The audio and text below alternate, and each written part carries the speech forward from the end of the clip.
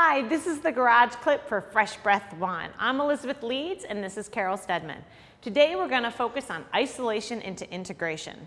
With this aspect, we're going to think about that part of the program whereby we do that external rotation, the internal rotation, the abduction, and the adduction using those short levers. I'm going to discuss a little bit about the shoulder blade placement, what you want to look for, why we say what we say, and then talk about how to really bring this more into a functional movement pattern. So I'm going to start Carol sitting facing me so you can take a look at her back and what her shoulder blade's doing. Ready, Carol?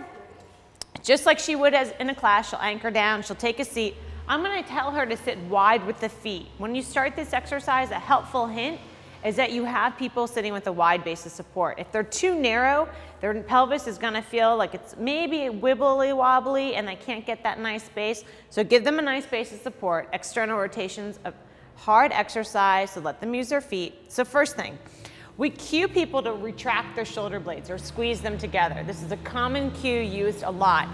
When you retract the shoulder blade, we cover this section a lot in our post-rehab course, I should tell you, is about the shoulder. So I'm just going to briefly discuss this.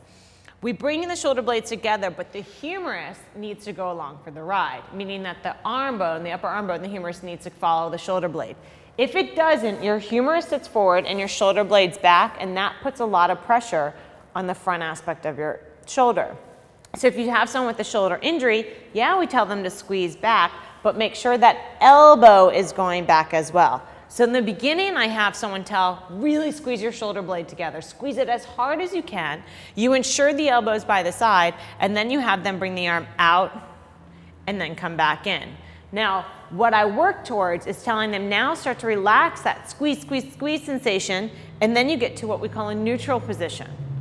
We're isolating the glenohumeral joint. So we're not letting the shoulder blade move, and we're just trying to get the aspect of the humerus and the glenoid, called the glenohumeral joint, to move. That's part of this exercise. That's the emphasis. Even when we go into adduction, we're still trying to do that same action. So it's not a big movement pattern to begin. It's more of an awareness aspect, that body-mind connection. Same goes for that internal rotation. So now that she's doing internal rotation, a couple things you start to notice. Shoulder blade back, and then we go to neutral. If you go to neutral and the elbow's still back here, again, you put pressure on the front of the shoulder. So always watch where that elbow's going. All right, now the person has some awareness. How do you bring it up? For that person who's been attending your class for a while, they know this exercise, it may be becoming a mindless exercise for them, and that's not the intention. I can have Carol say, hey, bring your elbow out to the side. Beautiful. Now I can say from here, pull in from here. Let's do some internal rotation from here. I can have her grab the back cable. I can start to pull around and move the pin placements.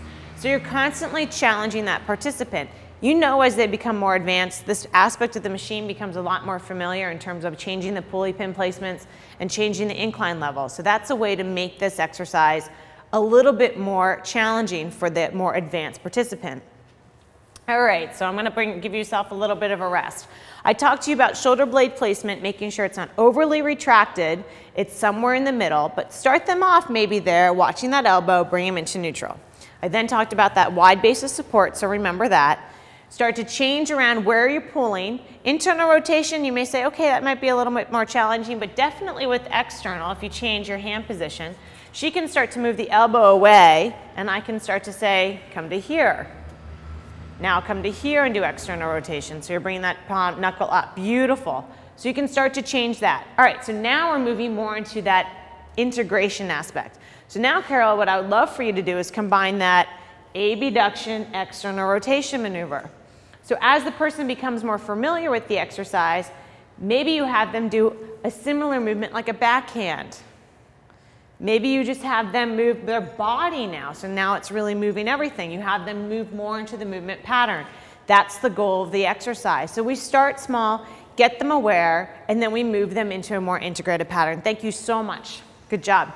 So hopefully this clip helps you out in terms of why you do this exercise, what to look for when you're teaching it, and how to bring this exercise into that functional movement pattern.